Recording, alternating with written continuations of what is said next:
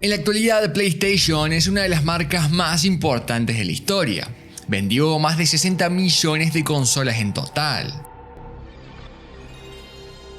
Tiene más de 50 millones de suscriptores activos y durante décadas definió lo que significaba jugar videojuegos para una generación entera.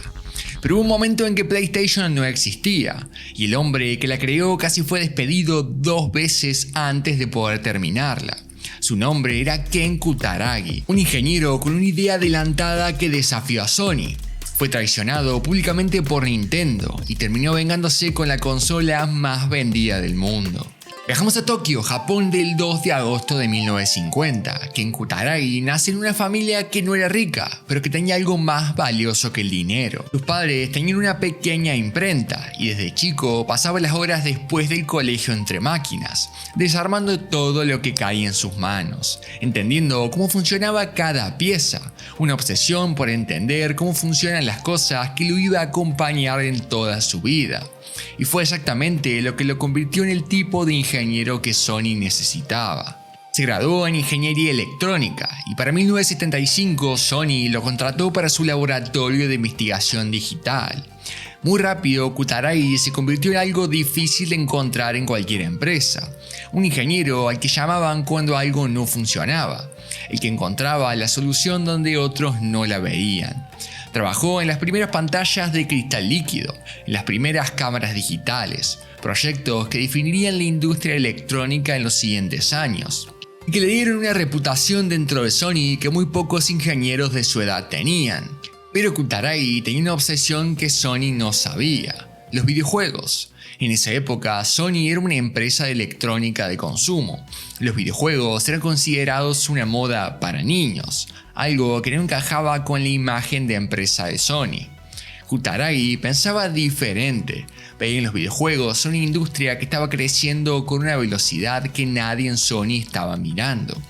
Y una noche, observando a su hija jugar a la Famicom de Nintendo, notó algo que lo inquietó.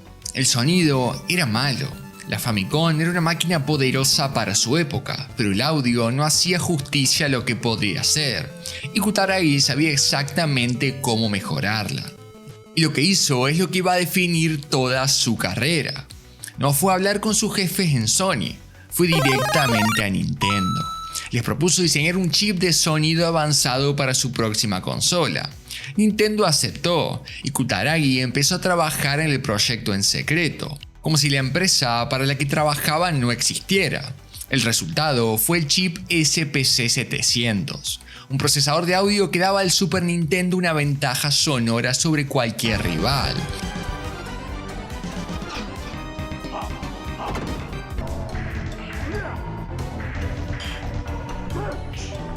Cuando los ejecutivos de Sony se enteraron, la reacción fue exactamente la que Kutaragi sabía que iba a ser: enojo. Un ingeniero de Sony había trabajado para Nintendo, para su competencia, sin permiso y sin un contrato. Querían despedirlo y tenían razones más que suficientes para hacerlo. Pero había una persona en Sony que pensó diferente: Norio Oga, el CEO de la empresa, el hombre más poderoso de Sony en ese momento. Vio algo en Kutaragi que los demás ejecutivos no podían ver.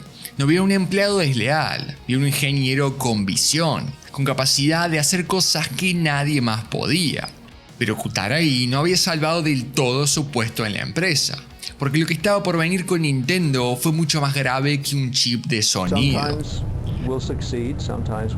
A principios de los 90, Nintendo estaba buscando expandir las capacidades de la Super Famicom.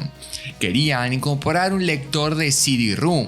La tecnología del CD estaba en auge y Nintendo quería ser parte de esa evolución. Y para llevarlo a cabo, llamaron al mismo ingeniero que ya les había diseñado el chip de sonido, Ken Kutaragi. Esta vez Kutaragi no trabajó en secreto, convenció a Sony de que participara oficialmente, de que esta alianza con Nintendo era la puerta de entrada al mercado de los videojuegos, un mercado que Sony todavía ignoraba, pero sabían que iba a crecer cada año. El proyecto empezó a tomar forma, una Super Famicom con lector de CD incorporado, que también podía funcionar como una consola independiente. El nombre del proyecto fue Nintendo PlayStation.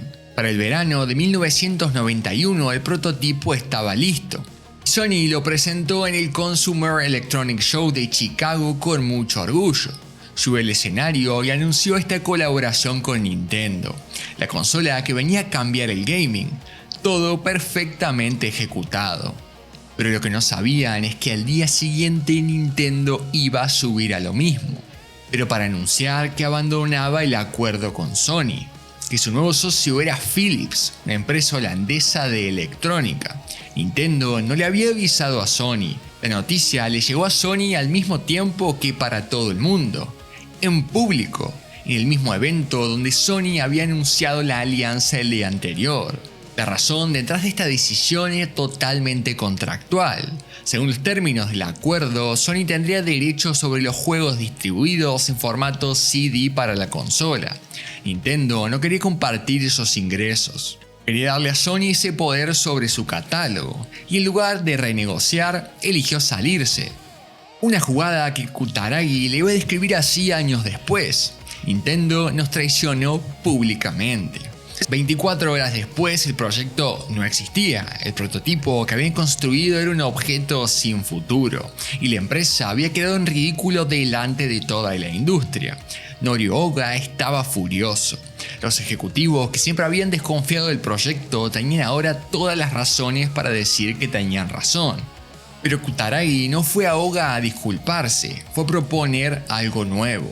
Si Nintendo no quería la consola, Sony podía hacerla sola, con tecnología propia y con una potencia que ninguna consola del mercado tenía todavía.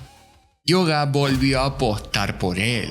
Kutaragi tenía una razón para volver a intentarlo, pero faltaba encarar el proyecto y demostrar que realmente tenía razón, que las consolas podían ser mejores. En 1993, Sony fundó oficialmente Sony Computer Entertainment, una división dedicada exclusivamente al desarrollo de videojuegos.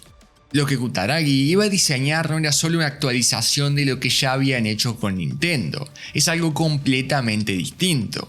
Una consola con una capacidad de procesamiento que multiplicaba por 10 lo que ofrecía la competencia.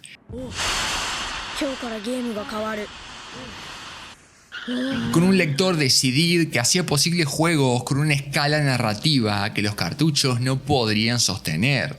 El nombre del proyecto ya había nacido como PlayStation dentro de la alianza con Nintendo, y Kutaragi decidió conservarlo, como si necesitara que ese nombre recordara de dónde había venido todo. Hacer la consola realmente no fue el desafío. La parte difícil era convencer a las desarrolladoras de hacer juegos para un dispositivo que todavía no existía. Sony no tenía historia en el gaming, Nintendo y Sega ya dominaban ese mercado, porque alguien iba a apostar por una consola nueva de una empresa de electrónica. La respuesta de Kutaragi siempre fue simple: les ofreció las mejores condiciones de royalties de la industria. Mientras Nintendo cobraba porcentajes que ahogaban a estudios pequeños, Sony les dio términos que hacían rentable apostar por la PlayStation, y las desarrolladoras inevitablemente empezaron a llegar. El 3 de diciembre de 1994, la PlayStation se lanzó en Japón.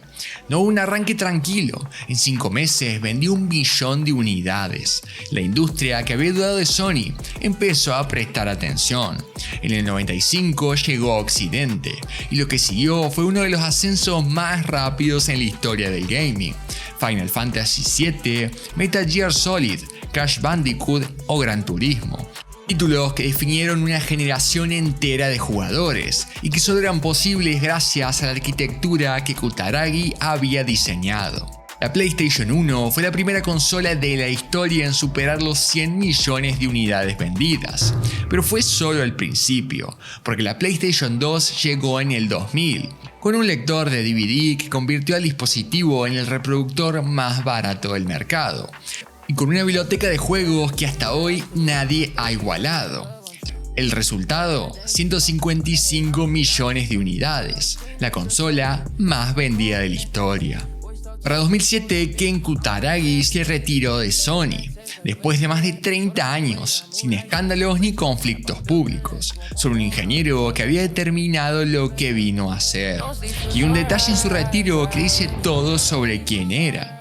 Ken Kutaragi guarda en su casa el prototipo original del Nintendo PlayStation, el hardware que construyeron juntos, el objeto que Nintendo le arrancó de las manos en 1991, con la entrada de CD en la parte posterior y la ranura para cartuchos de Super Famicom en la parte superior. La tiene ahí, como el recordatorio físico de donde todo empezó.